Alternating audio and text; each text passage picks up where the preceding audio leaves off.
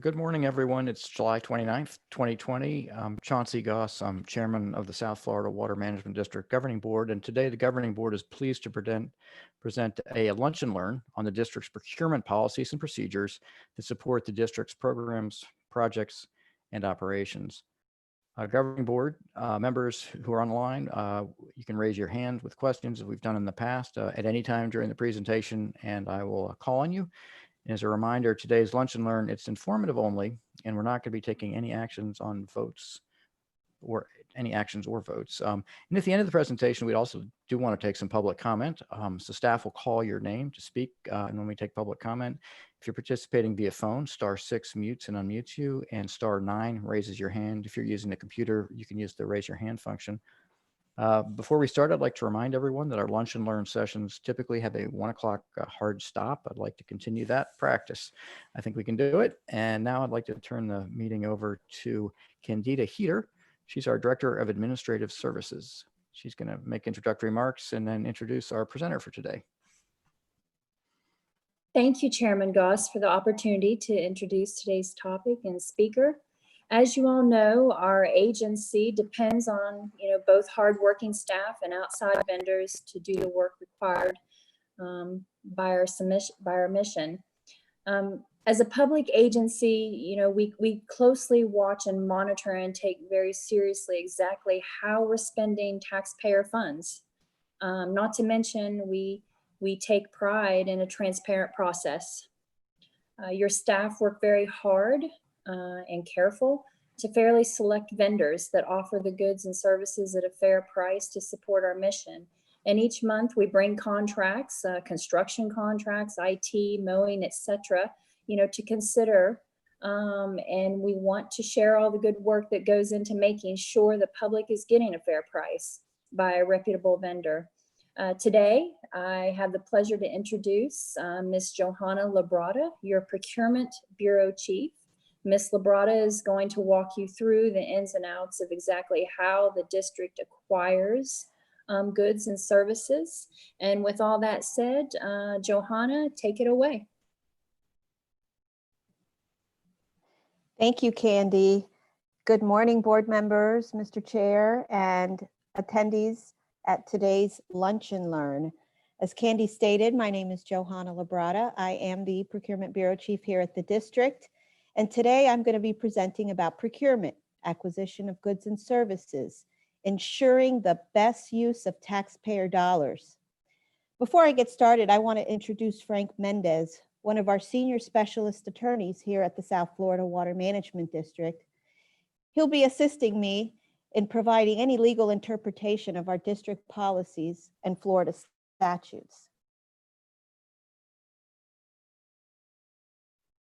And so this is an overview of the things that I'll be discussing today.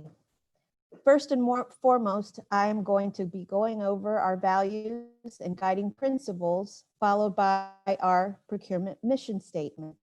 I'll be identifying the procurement policy that we follow, our standards of competition, our procurement methods, evaluation and award process, contract negotiations, protests, and I'll show you a little slide of our procurement website.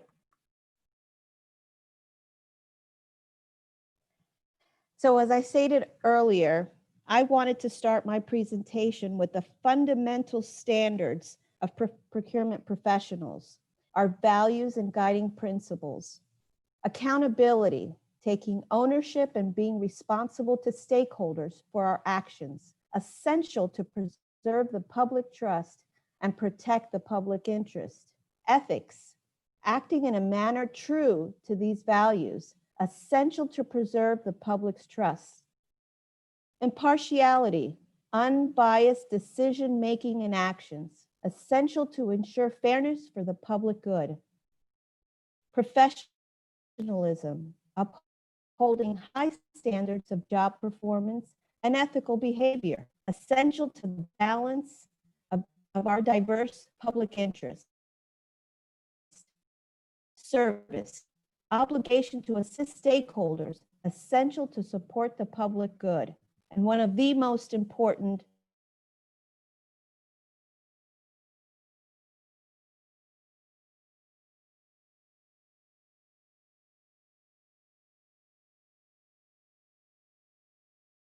values, and processes, essential to demonstrate responsible use of public funds.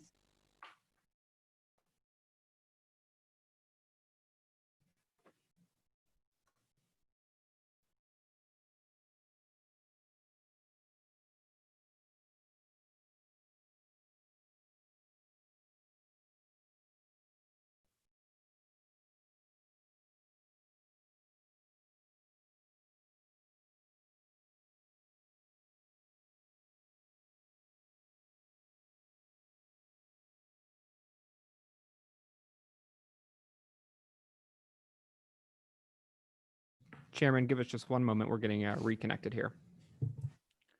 Thank you. I was wondering if it was me.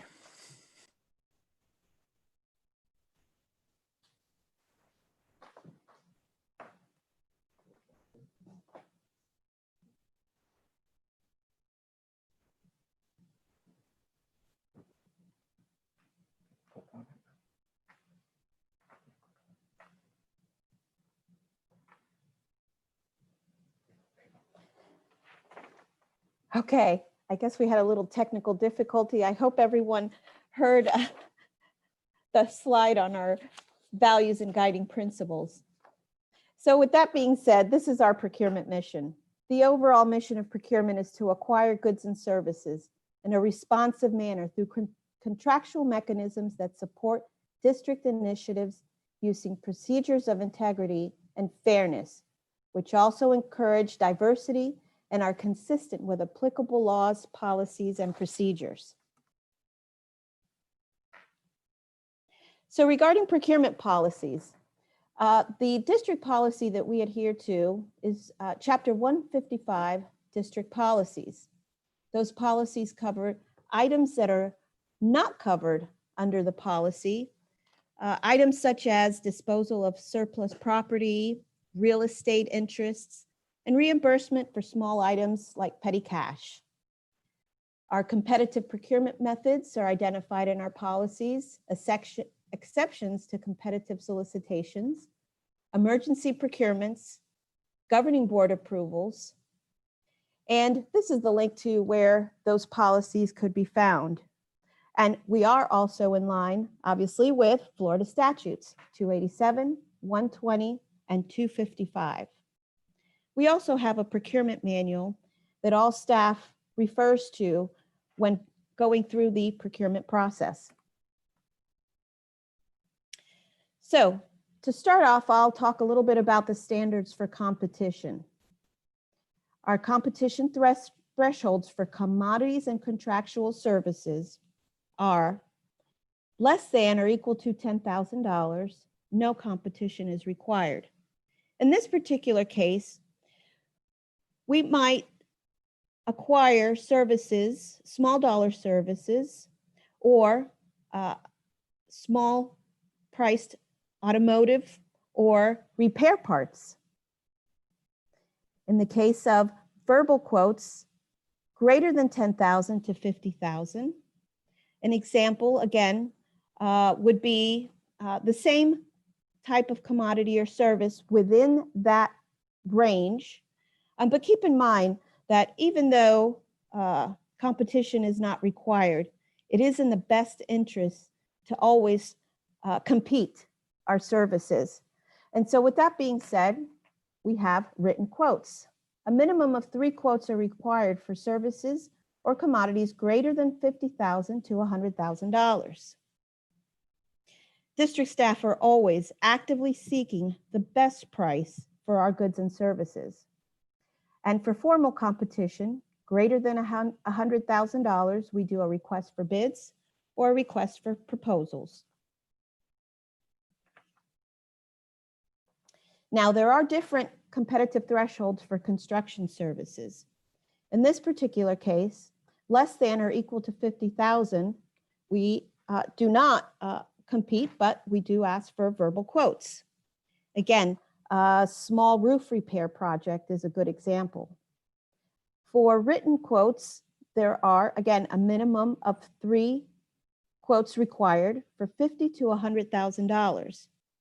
An example of that might be a small pump station refurbishment. So anything greater than $200,000 would require a request for bids. An STA project or a pump station, or one of the larger STA 1 West refurbishments that you'll be seeing coming up at the next board for approval. With that being said, the next step would be governing board approvals. So any commodity and contractual service greater than $150,000 would have to go to our governing board for approval. This includes CC&A procurements, and I'll be talking a little bit more about that in the next few slides, and lease agreements. Again, for construction, the threshold is a little bit higher. So anything greater than $500,000 for construction would require governing board approval. And this includes change orders with the aggregate total greater than $500,000 and emergency procurements. Now, greater than $1 million is required, governing board approval is required for a single vendor, single award of one or more of the same commodities. An example of this would be our pumping system, our hydraulic pumps, culverts, IT equipment. Those are big dollar ticket items. Maybe even our fleet, where we purchase trucks, boats, and vehicles. So now we're going to talk about the procurement methods. These are the different types of solicitations that we compete. So a request for information, a request for statement of qualification, verbal and written quotes, requests for bids, requests for proposals. I did want to point out that there is a standard RFP that in most cases does not require, for example, oral presentations or discussions, versus a CC&A or Consultants Competitive Negotiation Act type solicitation. And those are for professional engineering services, surveying, mapping, including design build. And again, I'll talk a little bit more about this in the next few slides. So in a request for information, the main purpose here is to obtain information on the availability of a product or service. So if we're not quite sure what it is that's available in the market, we would issue a request for information to obtain comments and feedback from those vendors. A statement of qualification. In this particular case, we want to establish a list of qualified vendors up front. We want to know who are those qualified vendors that can do a particular project so that we can ask those qualified vendors to participate in the next step, which would be an RFB or an RFP. In both cases, an RFI and an SOQ are the first step in a two-step process.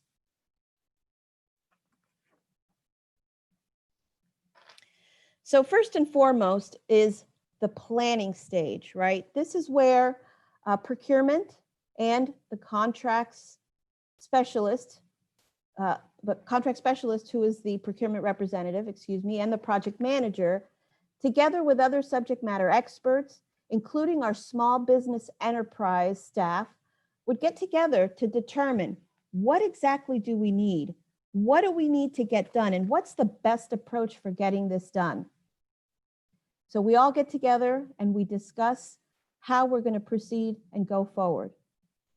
Now, I will say that all formal solicitations must be advertised in a local newspaper of general circulation where the project is being done. And we also post on the district's website. So I felt it was important to bring up this slide regarding the point of contact throughout the solicitation period. While a solicitation is open, all questions must be directed to the procurement representative. As stated, this ensures the district is maintaining the public's trust and ensures a fair and open competitive process. Now, it is essential to maintain the integrity of the procurement process. Throughout the entire process, And only during that process is the procurement representative the point of contact. It isn't, and that goes all the way through governing board approval. After the governing board approves and we post the notice of intent to award, then we've passed that stage where all comments or questions must go directly to the procurement representatives. And so once the board approves the recommendation, we post a notice of intent for 72 hours. And I did want to note that if a respondent or its agents violate this provision, the district may reject their response.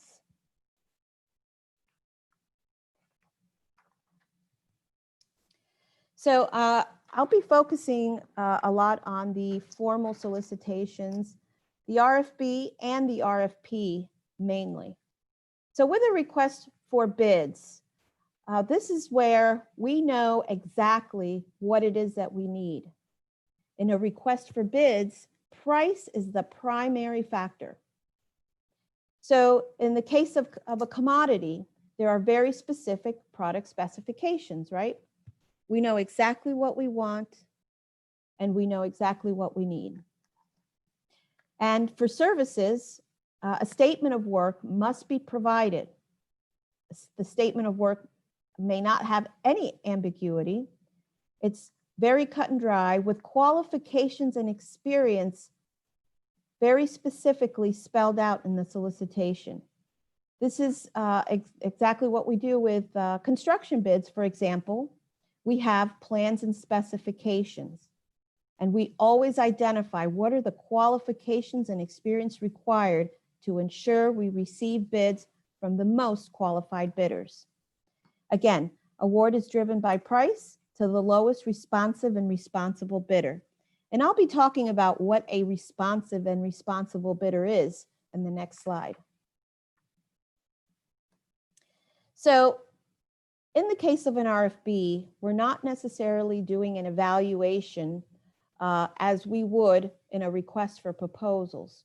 We are making sure that the bidder is responsive and responsible. And what does it mean to be responsive? Well, responsiveness conditions include timely submission of the bid, timely submission of the compliance disclosure form. If there's a bid bond required, did they include the bid bond and any other unique requirements of the solicitation? And so the responsiveness review is typically done by the procurement representative. Now, the responsibility review is typically done by the project manager. They look specifically at the professional qualifications required from our bidders. Was their licensure required? Did they have provide evidence of the level of experience to do the type of work we're soliciting? We also look at past performance records, and those past performance records consist of performance evaluations. So during the term of a contract, we typically, project manager typically completes an interim and a final performance evaluation.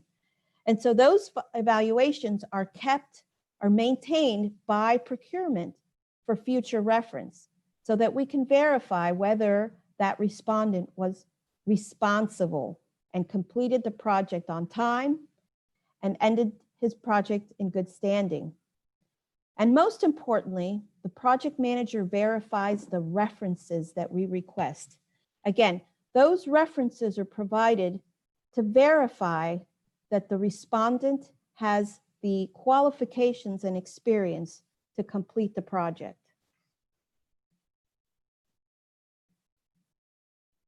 So I did want to point out that one of the things that is required, as I stated with an RFB, is also required with an RFP. They must be responsive and responsible at all times. And so again, a responsive bidder replies to all of the requirements of the solicitation. Did they provide all of the proper documentation? Did they submit their bid on time? Of course, we need to make sure that they signed the compliance disclosure form so that they've acknowledged completion of all the information that's requested. And so with regard to responsibility, one of the things that we also do is we make certain that the vendor is, or the contractor is registered to do business in the state of Florida. They must be in active and good standing with the state of Florida, Florida Department of State. We also make sure that they are not on the convicted, suspended, discriminatory vendor list or scrutinized list of prohibited companies. That information is also maintained by the Florida Department of Management Services. So if they're on that list, they're not doing business with the South Florida Water Management District. And so again, we review past performance records. Responsiveness and responsibility applies to both respondents to an RFB and an RFP. So here's a little side comparison of a request for bids versus a request for proposal. Now, remember I said in a request for bids, the basis of award is to the lowest responsive and responsible bidder. So price is a very important factor in a request for bids, right? Based on price versus a request for proposals. Price is not always a determining factor. In a request for proposals, and I'll be talking in detail about an RFP, there's evaluation criteria. So again, price is usually not the primary evaluation factor.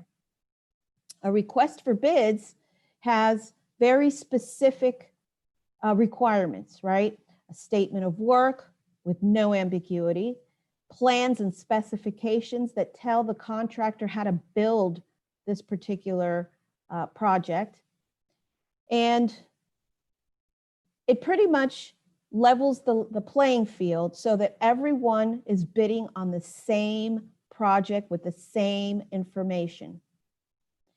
And lastly, again, as I mentioned before, award is given to the lowest responsive and responsible bidder. So in a request for proposal, as I mentioned, there's evaluation criteria. We look at several things such as approach, methodology, price, and qualifications. Now, in a CCNA, the Engineering Contracts Consultant Negotiation Act, there are certain requirements that we must follow pursuant to Florida statute. And I'll be going into those as well. So final price and terms at the end of the solicitation are negotiated. So here we are. CCNA, Consultants Competitive Negotiation Act. That's a tongue twister if you try to say it fast enough. But pursuant to Florida statutes, we are required to procure these services in a very specific manner. For example, oral discussions are required with a minimum of the top 3 firms. Cost is not considered until negotiations commence with the top ranked firm. So this is the only time that oral discussions are required. They're required with the top 3 firms, and cost is not considered until negotiations commence. All right, so design build contracting falls directly under CCNA. And so again, we follow Florida statute 287-055. And design build is typically for construction services that exceed $325,000. What is design build? Design build is a method of project delivery that involves both the design, the designer, which is the engineering side of it, and the contractor or the construction contractor that will be building the project. A couple examples of design build that we've done here at the district are vertical construction for our Big Cypress Basin Field Station, our Homestead Field Station. We recently awarded the Okeechobee Field Station project, and soon to come, the Clewiston Field Station. So those are just some examples of the design build contracts that we've done here at the district. All right, so back to our RFP process. I thought it was important as well to just outline how our documents are organized so that respondents understand what the requirements are of each of our solicitations. So in all of our documents, we have general guidelines and information. Tells the respondent what the objective of the RFP is, how they should put their project together. That's included in the instructions. We also have the evaluation criteria and standards. We let the respondent know how they will be scored throughout the evaluation period, and I'll be going over that as well. We also have a section that talks about our small business enterprise program. With all of our projects, typically we have an SBE goal. And so we do talk about ways that the respondent could meet those SBE goals. And then of course, a statement of work. In that statement of work, we would typically identify if the project will be deliverable based or work order driven. You know, in some cases, we award multiple contracts. And so it could be a project for just one contractor, one consultant, or it could be for multiple. A good example of that would be like our engineering services contracts or our surveying and mapping contracts. Those are work order driven projects. And then of course we have the sample contract.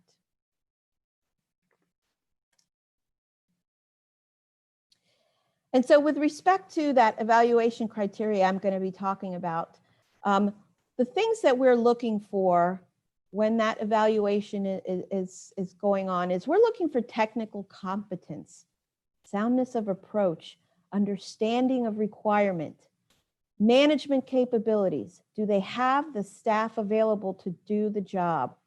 Quality control systems and procedures, staff qualifications. Again, that key component, qualifications and experience, and scheduling compliance. You know, does this company have so much work on its plate that, you know, they may not be able to meet our deadlines?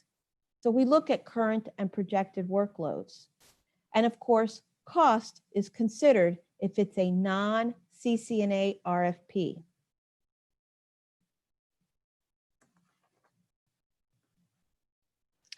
Okay, so weighting the evaluation criteria.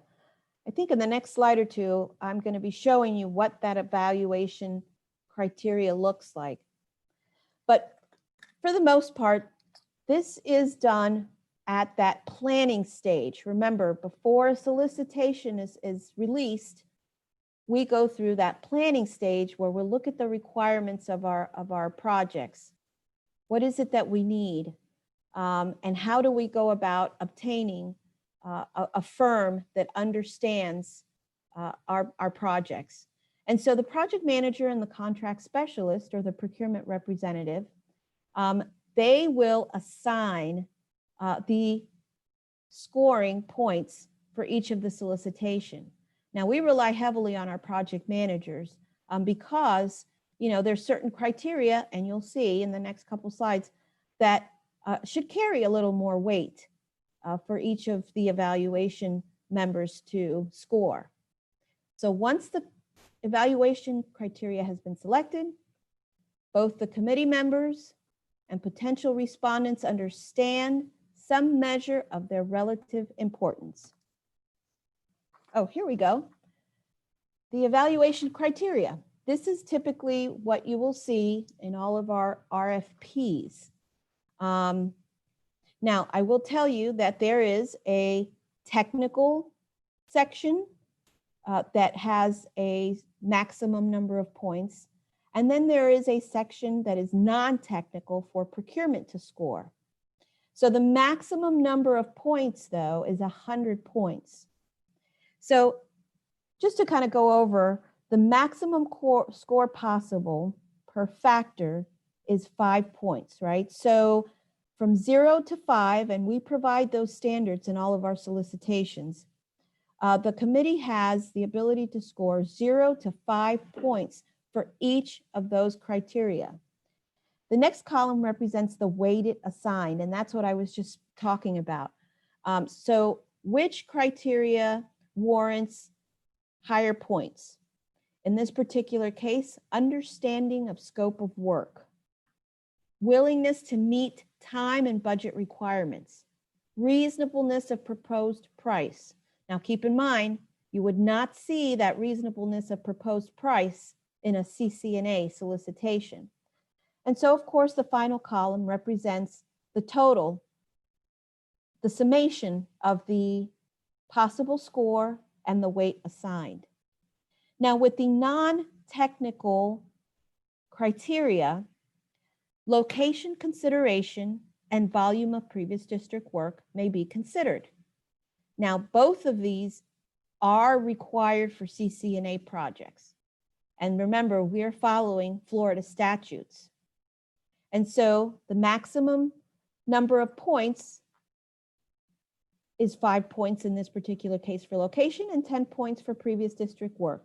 They are not weighted in this particular category because location consideration, it mainly allocates greater points to a company who is located the closest to the project. So if a project, or if a company is located, if the project were in Miami-Dade County, let's just say, and the contractor is located in Palm Beach County versus another respondent who's in, I'll say Orange County, that Palm Beach County contractor is going to receive greater points. Unlike volume of previous district work, what we do is we look at the past 3 years of contracts that have been awarded to a particular firm. And remember, the district likes to equitably distribute work. And so we consider volume of previous district work very important in CC&A, particularly because we want to promote more business with newer companies.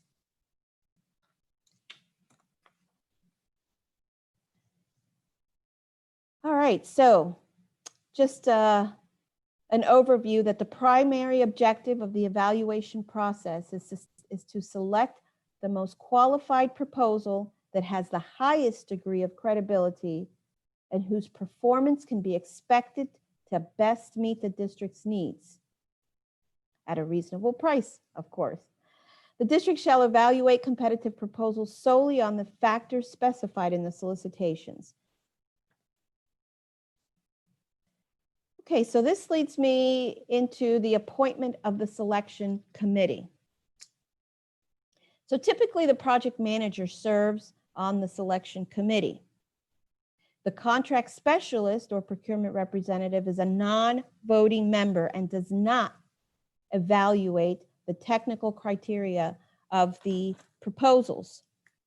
And so members of the committee must have some expertise in the work that's being solicited. We look for that expertise. We make sure that each of the members have a diverse background, that no committee member directly reports to any other committee member. And we do ask that one of the evaluation committees be from another area within the district that has that subject matter expert. Now, in the case of a project that requires additional expertise, we might consider an outside representative, but that outside representative must be an employee of another governmental agency. And so typically for projects over $300,000, we require at least a minimum of 5 committee members. For projects under 500,000, 3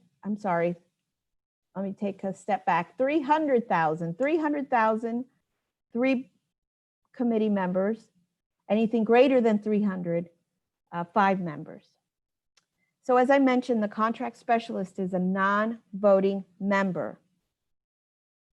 The final ranking of proposals will result in the district's recommendation for an intended award based on the best combination of quality and price. Okay, so the general responsibilities of the committee members. So I wanted to talk a little bit about how the committee members are instructed regarding their roles and responsibilities. So before the committee members ever receive a response to a request for proposals, our practice in procurement is to have a kickoff meeting. So we would sit with the evaluation committee members and explain to them what their roles and responsibilities are. And we invite our Office of Counsel to attend to discuss the requirements of the Sunshine Law. And so committee members are instructed that they must independently evaluate each of the proposals. They are instructed to identify whether or not they have any conflict of interest with the respondents that submitted a proposal. They're told that they must attend any, if applicable, oral presentations or discussions that include the respondents. And they are required to sign an acknowledgement form stating that they understand their ethical duties, the Sunshine Law, and public records laws.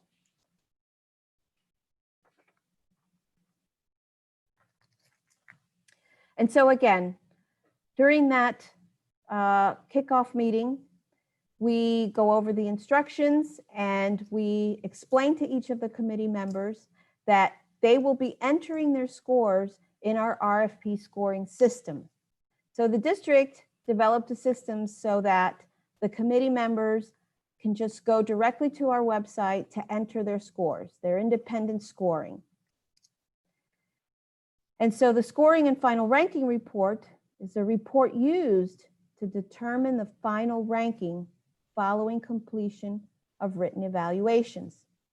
Now, if this were a CCNA project, we would be moving into oral presentations after the written scores have been entered and there has been a short list of firms identified. So just to make it clear that during that short list of firms, that meeting is publicly noticed. And so the committee never meets unless we are together in a publicly noticed meeting. So at that publicly noticed meeting, the report is provided by procurement of the scores of each of the respondents, of each of the committee members, excuse me. And in the case of award to one firm, the number one ranked firm would be selected. However, each of the respondents that were evaluated would be listed in their ranked order based on their raw scores. And in the case of multiple awards, again, the committee would look at the ranking of each of the respondents to determine the short list of firms that would be going to the governing board for approval. And so, how do we notify the board of the committee's recommendation? We provide them with a form, our notice of intent for authorization to proceed with the ranking of selected firms and to enter into contract negotiations. So once the board has reviewed the committee's recommendation and has approved the recommendation, the notice is posted. The notice or approval is posted on the procurement website, and it's also posted in our procurement office. And these are required pursuant to Florida Statutes, Chapter 120. Frank, did you want to chime in and just explain that it is our requirement to post for 72 hours? Sure. Good afternoon, members of the board. This is Frank Mendez. I'm with the Office of Counsel, and my specialty is procurement and contracts. So Florida statutes 120 provide a third party, an interested party, a potential bidder, and or someone who did not get awarded the contract to protest what is defined in the Florida statutes as an agency's decision or intended decision. In order to give notice to the public of what the agency's decision or intended decision, we post what's called a notice of intent to protest, a notice of intent to award. As Johanna mentioned, that's posted on our website. That's pursuant to Florida statutes. There's language that goes at the bottom of the form that is prescribed by Florida law.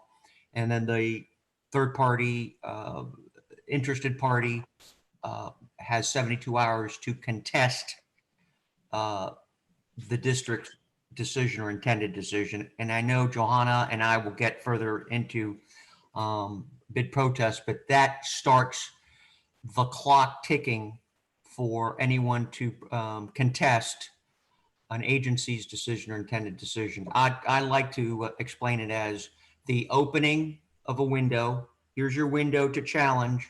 And then at the end of 72 hours, that window closes. Thanks, Johanna. Thank you, Frank. Okay, and so once the 72-hour period has passed, we can commence contract negotiations with the firms that have been recommended for award, or the firm that has been recommended for award. Okay, so contract negotiations. This is where our team looks at each of the proposals to determine what areas we want to negotiate. And the negotiation team consists of the contract specialist or procurement representative and the project manager. Now, if we need another subject matter expert on the team, we will certainly enlist that individual to assist us during negotiations. That would typically always be another district staff individual. And so the overall objective of negotiations is to negotiate the best price, the best fair and reasonable price that provides the contractor with the greatest incentive for efficient, effective, and economical performance. Wow, so the slide got here a little sooner than I thought. Frank, can you again touch on the protests?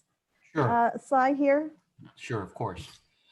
So there's two times, and I'd like to describe it as the window of opportunity for an interested party to challenge either the results of the procurement or what's broadly described in Florida statutes or Florida law as an agency's decision or intended decision. The two times that window is opened is when we post a solicitation, when we go out for bid, when we go out for an RFP, when that's posted by the district, a third party has 72 business hours, so that excludes weekends and holidays, within which to file a protest of the solicitation. Generally speaking, the protest of the solicitation would involve the specifications. They would argue that the specifications are inaccurate, vague, contrary to competition, or biased in some way. In other words, the specifications are written such that it would benefit one vendor over another. The other window of opportunity, so to speak, is after the district posts its decision to award and or decision to reject all. If governing board approval is required, the staff will post within 72 hours after the results of the governing board decision. So let's assume it's a construction bid that went to the Thursday board. Low bidder is awarded the contract. It is generally posted Friday morning. And then the other bidder, let's say the second lowest bidder, has 72 hours within to protest that decision or intended decision. Generally, they would protest the fact that the awardee or the low bidder was not responsive or responsible. There was something wrong with their bid. They were missing a document, etc. So those are the two types of windows of opportunity. The other decision or intended decision, again, as defined by Florida law, is when the district decides to reject all bids. For example, bids come in, either they're too few bids. We have instances where we don't receive any bids, we receive one bid, and or the bids received were over budget and it's not in our budget. We have to reject all bids and then go out again with a subsequent solicitation, somehow changing the specification so that the new price would be different. Again, the operative terminology here is the agency's decision or intended decision. So a decision or intended decision is defined by Florida law as our solicitation, our decision to award, and or our decision to reject all. And every time a posting of that decision or intended decision, a third party has 72 business hours, or a window, so to speak, to object.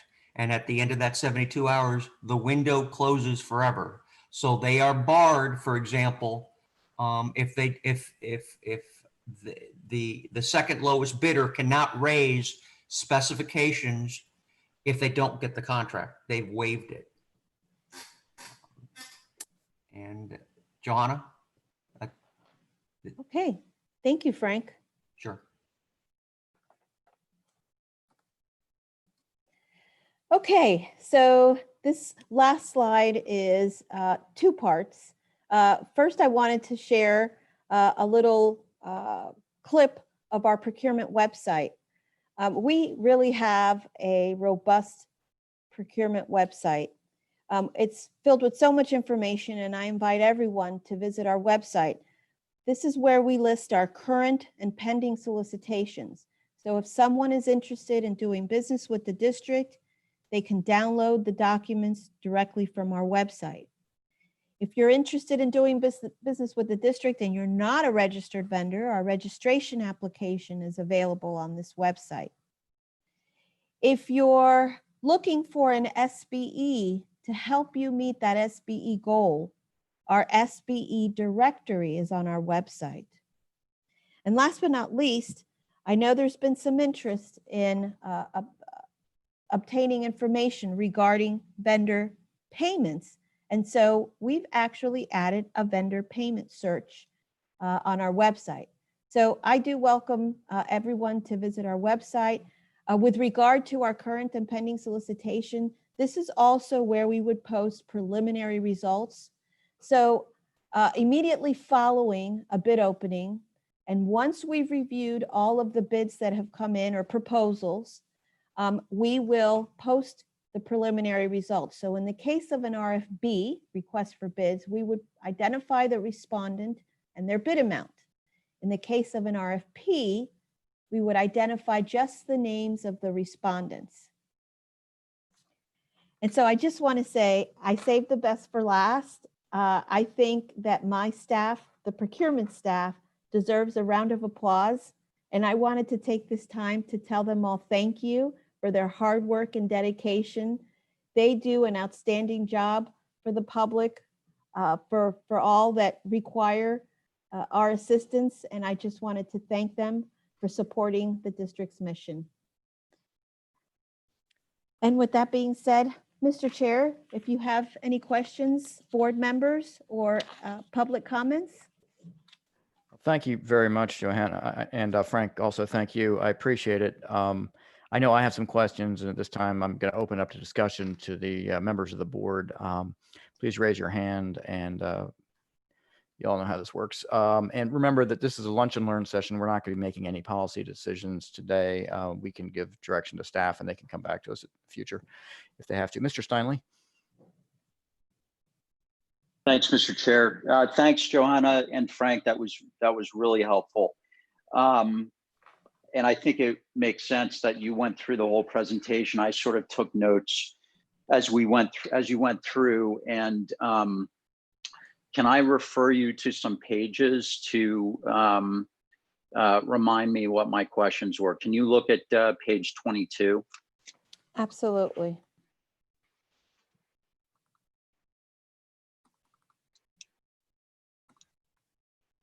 Okay, here we are. Okay, right. So this is one I'm looking at, the bottom one, volume of previous district work. Obviously, as you know, in the last governing board meeting, we discussed relative to one contract, how there are certain instances, or maybe it's all, and I guess that's part of my question, where if a contractor has done work with the district in the past, they may in fact be at a disadvantage, even if that work was done to specs and effective. So I guess if you can speak to that on that volume of previous district work, and also it's unclear to me. So maximum score in this case would be 10. So does that mean that if the evaluation is meant to favor folks that have not had a volume of work, would then the specific contractor get a low number, I assume? Can you just speak to that? And then I have some follow-up questions. Yes, of course.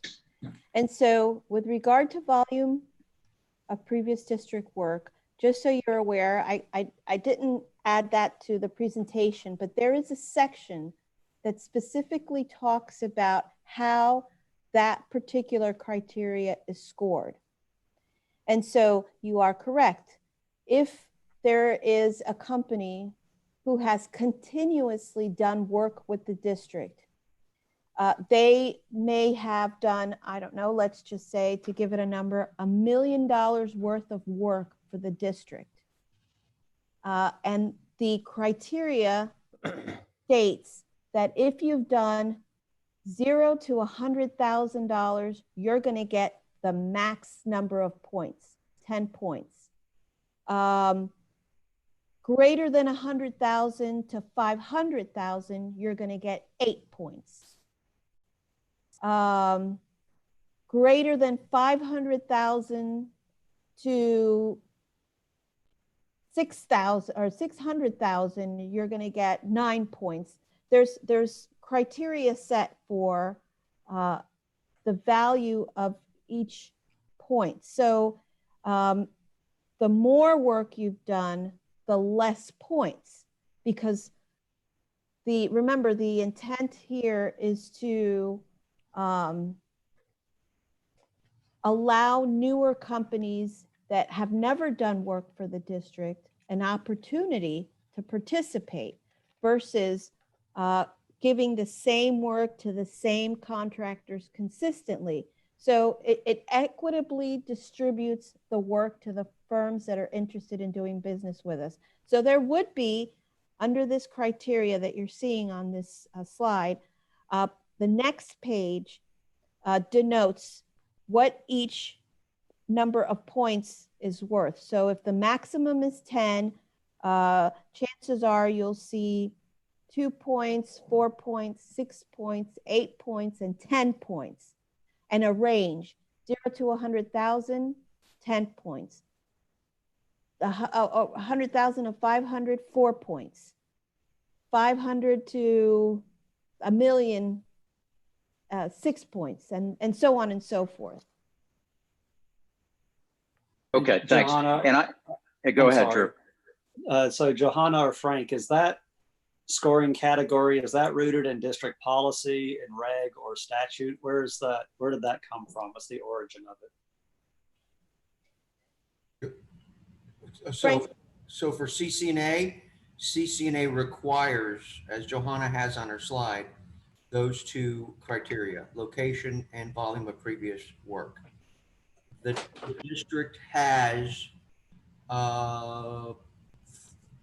through procedure and practice, used those considerations when they feel that it's required, because as Johanna said, certain solicitations, you receive the same contractors over and over again, and you want to be able to spread the work.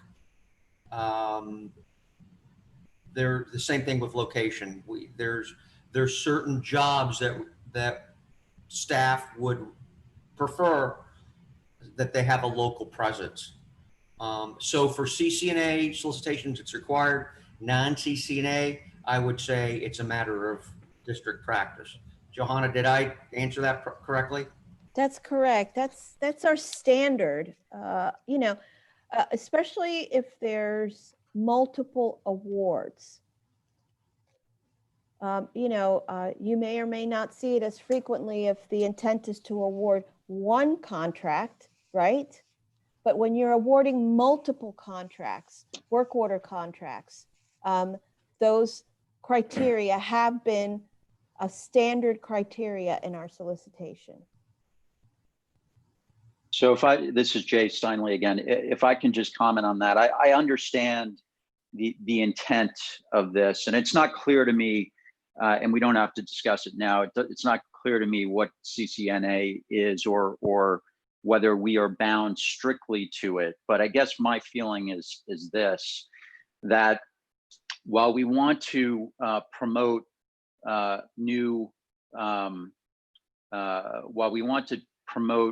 new engagements and take into consideration or certainly not disadvantage vendors who have not done business with us before, it's hard for me to reconcile how we can essentially disadvantage good performers who have done business with us. So I feel like you've got all these other evaluation categories.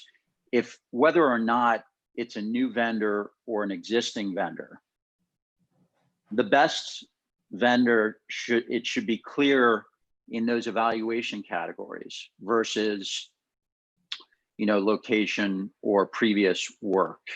In other words, if a previous vendor scores lower in terms of some type of deliverable than a new vendor who we haven't worked with, I mean, it should give them an advantage there. If that's, I hope I'm being clear with what I said. So I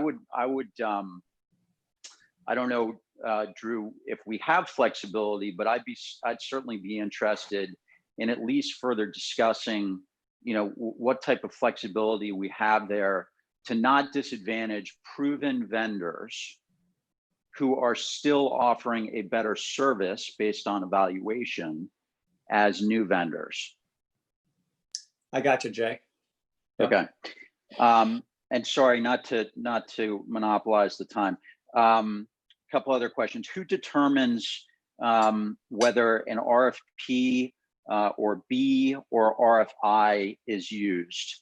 I know the criteria, but who is what staff determines the procurement or how we're going to procure? Well, remember I mentioned, Mr. Steinley, that before any solicitation is put out for bid or proposal, we have that planning stage. We typically call them strategy meetings, and procurement has to know what types of services we're wanting to solicit, right? So that input comes from the project manager. Procurement typically makes the recommendation. If they've already got, and they being the project management team already has a statement of work developed, or if it's a construction project that's already been designed, that has plans and specifications, the best approach for that would be to do a request for bids. If we have a situation where we don't know the best approach for getting a project completed. It's pretty easy to tell that we require input from the respondents, and that then requires an evaluation. And so there's a few things that we look at. Procurement makes a recommendation based on the project manager's information and what their needs are and how much documentation or research they've already done on their end. Hey, Okay, Johanna, thanks. Hey, Johanna, if you don't mind, I'd like to add Yes. that if it's a professional service, if it's engineering, architecture, map surveying or mapping, Right. an RFP using the CCNA, Consultants Competitive Negotiation Act, is required by Florida statutes. And yes, the district is bound by, is required to comply with that statute. So one of the factors is the type of service. If it's a professional service, and we don't really have a choice. We have to use the RFP, and we cannot evaluate price because the purpose of the statute is to retain the most qualified surveyor, mapper, engineer, or architect. Okay. On with regard to the committee, who chooses beyond the project manager and the contract specialist? If there is one, as in 3 total or 5, who chooses the committee members?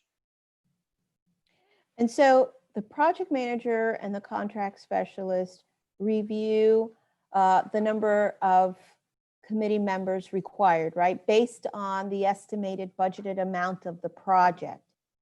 And typically the project manager makes the recommendation because they would know who has that expertise, that background to do responsive evaluation. And so for the most part, the project manager carries a little more weight. The contract specialist makes sure that the committee meets the specific criteria, like, we don't have anyone on the committee reporting to another committee member. We make sure that it's a diverse committee so that we have of both genders, and we require that someone on the committee be outside of the initiating department's staff. But for the most part, in terms of identifying the expertise, we do rely mainly on the project management side. And is there any requirement for rotation? In other words, is it possible that you could, for multiple processes, have the same committee members? I know that's probably avoided, but is there a requirement?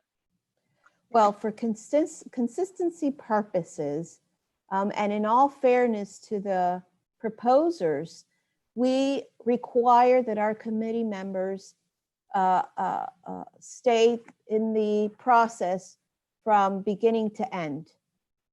In the case of CCNA, for example, the written scores and the oral scores are combined, right? So it's essential that, and by the way, if we do oral presentations or oral discussions, it's the committee that comes up with the questions that would need to be addressed in those presentations. And so we require that the same committee members remain. Now, we do have alternate committee members.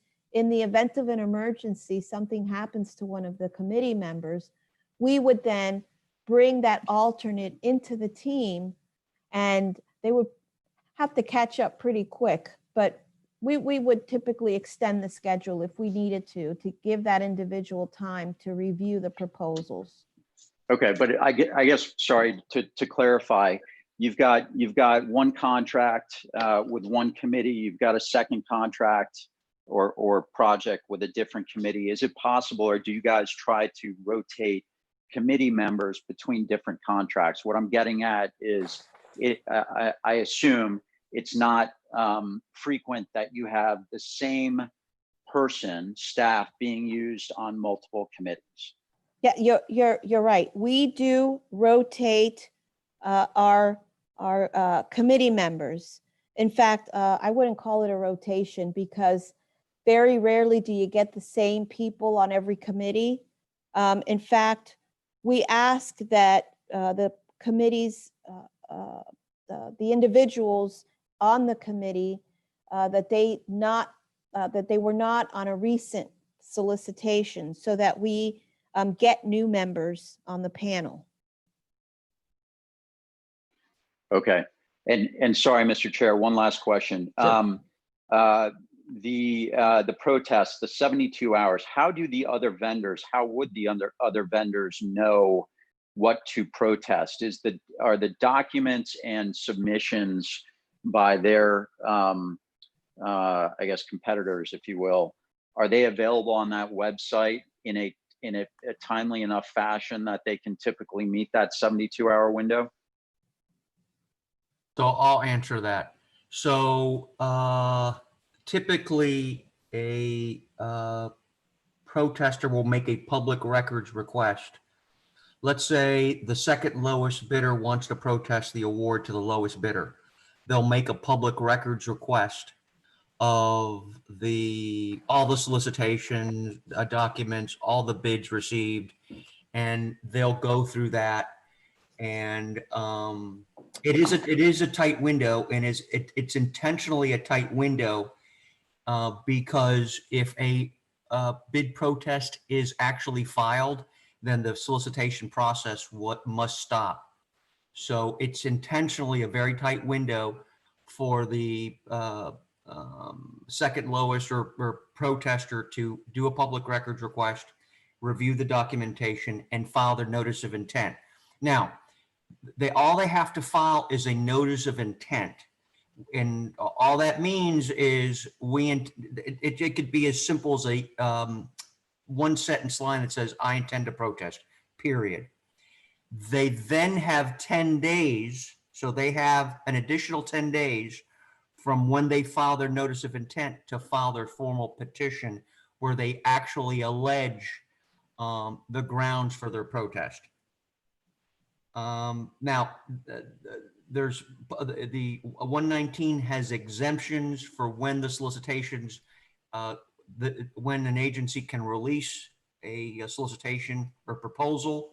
But generally speaking, the notice of intent is filed within 72 hours. They submit a public records request. They have the time within the 72 hours. If they see something that, tweaks their interest, they'll file the notice of intent.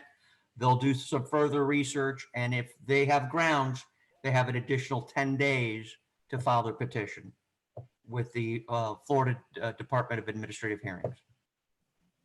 Okay, I appreciate it, guys, Frank and Johanna, and obviously, this is an important component. Obviously, it's from a board perspective, it's something that we all want to understand from our fiduciary obligation, both to the district and the taxpayers. So I appreciate the time. Thanks, Mr. Chair. Thank you, Mr. Steinle. Vice Chair Wagner. Thank you very much, Mr. Chairman. Joanna and Frank, thank you very much for the presentation. Extremely informative and helpful, and also gives me a lot of comfort that we have a tremendous amount of checks and balances in here with respect to how we go through procurement. I wanted to add some comments, just some general food for thought on a couple of the issues. First of all, I have no problem theoretically with the idea of giving some sort of bump to a location-based contractor who's near the site. I think that has, some legitimate value to it. But with respect, I think, to the hot button topic of the day, which is about the volume of work somebody has previously done with the district and how we grade out those people on future projects. The way that I look at it is that I think it would be, I do think it is a little bit unfair to punish a contractor who's done good by us merely because they're resubmitting bids on a volume, on a rolling basis. It seems very unfair to me, and that was brought out clearly at the last board meeting. And I think we do need to sort of take some steps to address it. Now, I can certainly understand the idea of a new contractor coming in and saying, I would like an opportunity, but I feel like I'm being punished because a previous contractor is getting additional positives merely because they have previously worked for the district. And so it seems to me that if you go one way and award people who have done well by the district, which I don't think maybe we shouldn't do, but I can see how somebody who's new says, I'm just as good or I'm a little bit better, but I'm getting beat out because somebody has a history here and I don't. And so I can empathize with that. But when we punish people who have previously done good, I'm really empathetic to that as well. And so, from my perspective, I don't know how we would go about this process, but to me, it's important that we're simply evaluating people fresh on a merit-based evaluation that maybe neither awards people who have previously done work, but doesn't penalize people who have previously done work. They just sort of come into the evaluation process fresh without any sort of vision forward or backwards as to what people have done or haven't done. And they just get evaluated on the merits. To me, that seems like the fairest way to embrace both the idea that we want to continue to bring in new people and give them an opportunity, but at the same note, not penalize people who have previously done work for the district. It seems to me that would perhaps be a fair balance. So that's point one. Point two is, I don't know whether or not how the submissions are done, whether they're done. I mean, it seems to me like they would clearly have to be done with your knowing who the contractor is, as opposed to a blind submission that simply gets graded without knowing who the contractor is. If we went to a more merit-based evaluation that did not award people who previously worked here and did not penalize people who previously worked here, it seems to me like perhaps a blind submission where people are graded without knowledge of who the contractor is would be the fairest merit-based argument for each new particular project. So that's my second point, which is food for thought. The third point that I have is that it seems to me that there's a difference in the projects that we do. We have a broad spectrum of projects that people do, some of which seem more skilled to me. I think Frank noted things like engineering and architecture and maps, which I think have probably more level of professional skill than some of the other projects that we have that are labor intensive, but may not necessarily require a high level of professional skill to go along with them. And I was wondering, in my mind, it seems that the current policy we have in place would have less of a detriment to us for the categories of projects that fell in the unskilled, or what I call unskilled. I'm not trying to diminish it, but the unskilled category, whereby you're not going to be, or there's not a chance that you're going to be disappointed or in trouble because you've gone with somebody fresh, because the work is not so skilled in nature that you need somebody to really be the best at what they're doing. And then there's a category of professional services like engineering and architecture, where I feel like punishing somebody who has previously done very good work for us can be really dangerous as we move forward into a project where you really want to know the person or the firm or the entity you're dealing with is top notch, and that they have done stuff that is great before, and we're hoping they continue to be great. Because I really think if you get into somebody new merely because they got a little positive score and they graded out better than somebody who did work for us beforehand, we could really get in trouble with a new entity that fails us merely because we have this, policy in place. And so that part does trouble me. And then the last point I have, which is really a question, because we've been down this road before with contractors who have failed us, for instance, in the C-44 situation. What have we been in a situation historically where we have awarded a contractor who's new and got a positive bump over somebody who had previously done good work by us but did not get that bump, and then we found ourselves saying to, oh my God, what have we done? And have we had opportunities, or have we ever taken an opportunity to get out of it, to say, well, these people are terrible, they're in breach, we're going to get them out? And I'm just curious to know, with this policy in place, do we find ourselves ever in a situation with a new entity that we're really unhappy with? So that's my question that I'm ending with, and thank you very much. Frank, Andrew, I would this pitch is- it to you. I'm gonna take a crack at that. So if you look at the criteria, specifically the previous district work, that is most often used, not exclusively used in RFPs, situations where we award multiple contracts. So if we feel that, let's say we have 15 not to get too specific, but 10 awardees. Depending on the location and the type of work to be provided, we have the discretion to provide a work order to one contractor over the other. So to say in an RFP, we've had, I can't recall of a situation where we had regret or buyer's remorse because of this particular criteria. We have had, as the board is very well aware, we've had to terminate contractors, but it did not involve a situation where they got a bump as a result of this criteria. Johanna, did I misspeak? No, Frank, you pretty much, you're correct. Absolutely. Right. Thank you both very much. Mr. Bergeron, you have a question?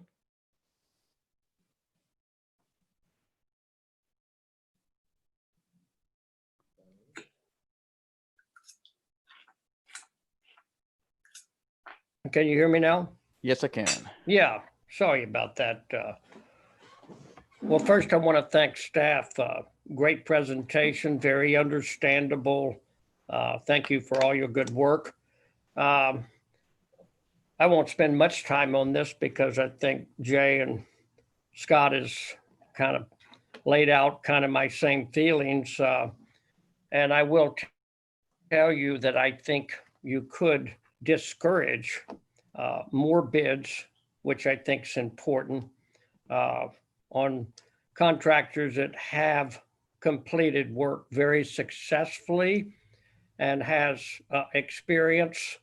I think your bidding process, I don't think a contractor that has done good work for us should be at a disadvantage. And I will tell you also that the actual cost that contractors spend on these bids are pretty substantial.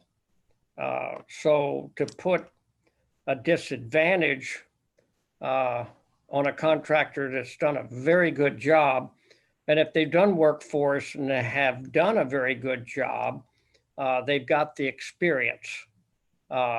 It's kind of a specialty type work that we're doing out in swamplands in difficult conditions. And actually, some of the bids that we put out actually have a requirement that you have completed certain scopes of work similar to the contract that's being let.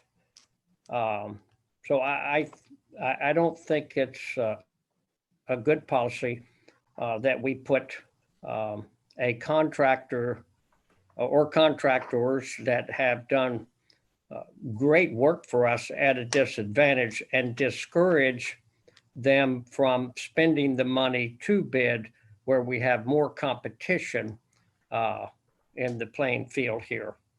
So that's kind of my opinion on that. As far as some local preference, I don't have too much of a problem with that. But I also have another question about what level of value of contracts do we require performance bonds? Or do we require performance bonds on all levels of contracts? Hey, Johanna, I can answer that. Mr. Bergeron, this is Frank Mendez. That is addressed in Florida statutes. Any construction in excess of $200,000, any public construction in excess of $200,000, a payment and performance bond is required. And that's in Florida Statute 255, Chapter 255 of the Florida statutes. Okay. So, I mean, I don't want to repeat myself, but I really think we should really look at our policy on, especially with some of our contracts that require a certain amount of experience for the type of work, the scope of work that we are wanting to be performed. Actually, that eliminates certain contractors to start with. So if you want to get a lot of bids and have that competitive spirit out there, I think we need to really not put high performing contractors at a disadvantage with your scoring. And I think that's extremely important. And other than that, great presentation, and thank you. Thank you, Mr. Bergeron. Mr. Butler. Hey, thank you, Mr. Chair. I know we're bumping here, getting close on time. I'll be quick. Just echo my other board members' comments on the history of work with the district. And my question is when it comes to advertising these RFPs or RFIs or anything like that, you mentioned that we use our website and we advertise in a local newspaper. Are there any other forms that we do use or that we can use when it comes to advertising or trying to find vendors or get the information out that we're looking for somebody to do some work for us? Well, I know in the past, Mr. Butler, we have advertised in professional publications, magazines, websites that promote a particular service, professional services. An example of that would be the C43 project. We took that approach where we published in a professional engineering news record, to be specific. So yes, there are other avenues. Okay, all right, and that's I encourage us. The way we get information today is certainly changing, and if we have the ability, you've seen the research, I've seen the research, where today probably a majority of people get the majority of their information from social media, which scares the crud out of me. But no, I do think that trying to make sure that we're getting the best proposals that we can get. I encourage us to keep looking at be innovative in how we get that out. So, Yes. And with that, Johanna, Frank, I appreciate it gives me great confidence in our procurement. Your presentation and the dealings that I've had in the last couple of months gives me great confidence in what the district does. So I thank you. Thank you, Mr. Butler. And I did want to add, I almost forgot, procurement is in the process of signing up for Gov Delivery such as the announcements that go out now about our public meetings, procurement will start sending out those same notifications. And we're going to do our very best to encourage contractors, vendors, the general public to sign up for those announcements. So those will definitely start coming out. We'll be identifying the projects when they're ready to be solicited, and we'll also be providing any special procurement announcements so that we get the public more engaged in procurement. That's great. Thank you, Mr. Butler. Thank you, Joanna. Mr. Bartlett, you had something you'll say? Yeah, just as thank you, Mr. Chairman. So I just want to let the board know that I heard all the comments about the prior work and how that gets incorporated into our RFPs.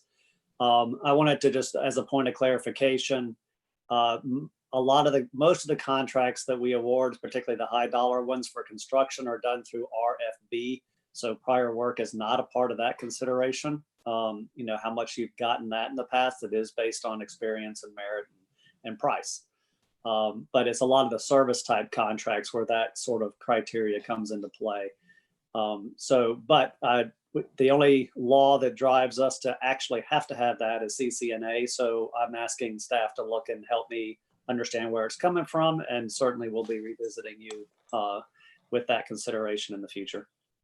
Oh, thank you, Mr. Bartlett. I have a question on the, I guess on the CCNA, what's the criteria for that? Because I believe that the last contract we looked at that sort of teed this whole thing off was an exotic removal contract. Is that considered CCNA? Johanna, do you want me to answer that? Yeah, sure. Okay, no, it's not. So CCNA is I mentioned before, the Consultants Competitive Negotiation Act. It's found in Florida Statutes 287-055. And I'll read to you exactly, it specifies exactly the types of services that are required. Oopsie, sorry. Professional, so it's called the acquisition of professional architectural, engineering, landscape architectural, or surveying and mapping services. So the RFP for vegetation management did not fall under that criteria. Okay. Thank you. That helps. But we still use those criteria when we're doing a non-CCNA, and I guess we have the ability to do that if we want. And I think that's what, Drew, I think you're hearing loud and clear from the board. We need to consider that. Yep. I'd like to follow up a little bit with what Mr. Butler said. Is it required that we advertise in a local newspaper of record? Yes, it is. Yeah, I had a feeling it was. Yes, it is. Because that seems to be one of the least effective ways to get the message out, and probably the most expensive. So maybe that'll go away eventually. Yeah, I don't recall the statute, but it is in our Florida statutes that we must advertise in a local paper of general circulation. Yep. Okay. We had the same issue with the city councils. The monetary thresholds, are those set in statutes, or is that something that we set between verbal, written, the 50,000, 100,000? Well, CCNA I know is written in statute. Yeah, but for non-CCNA, for just buying commodities. No, that is in our policy. That's something that the district. Okay. Past boards have decided that's the threshold. And do we ever adjust those, or have we ever adjusted them? We have in the past. Okay, so will you let us know if you think we need to? I'm sure. Yeah. Somebody let us know. Okay. Yeah, Because we will. We do have inflation and think prices change. So Right. if those need to change, please let us know. And I think that's pretty much it for my questions. I agree with my fellow board members on the previous work issue. The location consideration, I'm not sure we should be penalizing someone for location, to be honest, because it's, I don't know what location means. Does that mean my headquarters is there, or I have boots on the ground there? I mean, people are who knows where anyone's located anymore. So I'm not really sure that that should be a penalty, but if you can do work on the West Coast, you can do work on the East Coast for the most part. I mean, if you're out of state or, that might be an issue, but other than that. I do recall, Mr. Chairman, that it's an old law in CCNA. It's been there a long time, but I know that there's often complaining in the rural counties that have engineering firms, and the local politicians get frustrated when their local engineering firms don't win state contracts, right? So I think that's kind of the source of it. I can understand that, and clearly with CCNA we don't have any leeway because that's a state statute. But for the things that we do, I think if you've got someone who can do something cheaper and they happen to be from 30 miles away than someone who can do it for more expensive who happens to be 10 miles away, I hope we're being smart and taking the cheaper one. Yes. I'll certainly look at that too. Okay. I don't see any other hands raised. Do we have public comment? Not at this moment, Chairman, but if we could give the public a few moments to raise their hand, we can see if we have any public commenters. Thank you. If you're a member of the public dialing in by phone, you can raise your hand by pressing *9. And if you're on your Zoom, you can press the button that says raise hand. And while we're doing that, Ms. Reynolds, if you're online and you wanted to provide some perspective on Mr. Wagner's question. Good afternoon, Mr. Chairman. Yeah, this is Jennifer Reynolds. Mr. Wagner, you were asking about whether we have end up in a negative position when we have new contractors. And I was just going to offer the perspective that that Frank and Johanna already provided, which is that criteria alone does not seem to be the determining factor about whether we have a positive or negative experience with a new contractor. And so we've had situations where we have someone that is new that we haven't had previous experience with doing new work for the district that we have a positive experience with. We've also had situations where we have someone new coming in that has not done work with the district previously that we have a negative experience in. Thank you, Ms. Reynolds. Appreciate that. All right, Chairman, there are no public comment.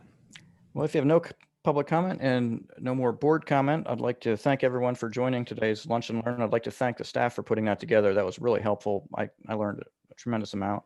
A recording of today's meeting will be made available on the district's website, and we're adjourned. And that concludes today's Lunch and Learn. Thank you, Mr. Chair. Thank you.